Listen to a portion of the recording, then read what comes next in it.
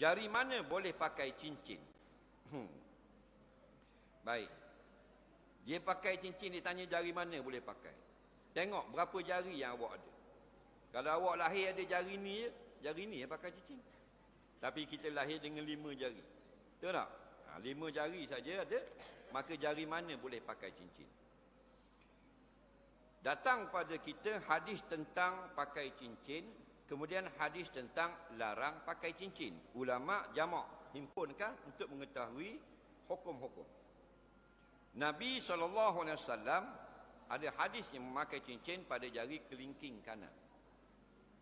Nampak? Dan ada sahabat salafus saleh yang memakai jari pada kelingking kiri dan pada jari manis. Kemudian datang hadis melarang jangan pakai cincin pada jari tengah dan jari telunjuk.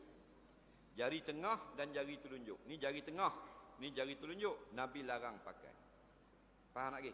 Sebahagian ulama mengatakan arti larangan itu haram. Maknanya jangan pakai jari tengah dan jari telunjuk, haram pakai. Jumhur ulama mengatakan larangan jari tengah dan jari telunjuk ini ialah larangan makruh. Ini pendapat yang masyhur juga dalam mazhab Syafi'i. Makruh, bukan haram. Makruh pakai cincin jari tengah dan jari telunjuk. Kanan dan kiri. Kanan dan kiri. Jari tengah kanan, jari tengah kiri makruh. Jari telunjuk kanan, jari telunjuk kiri pun makruh. Begitu. Dan juga makruh memakai cincin pada jari ibu. Walaupun tidak ada hadis. Kenapa tidak ada hadis tetap makruh? Kerana orang tak pakai. Dan kenapa hadis tidak melarang? Hadis ni melarang bila dia pakai. Bila tak pakai, Nabi tak larang. Larang dia orang tak buat. Faham lagi? Dia kita larang-larang ni orang buat, orang tak buat. Orang buat.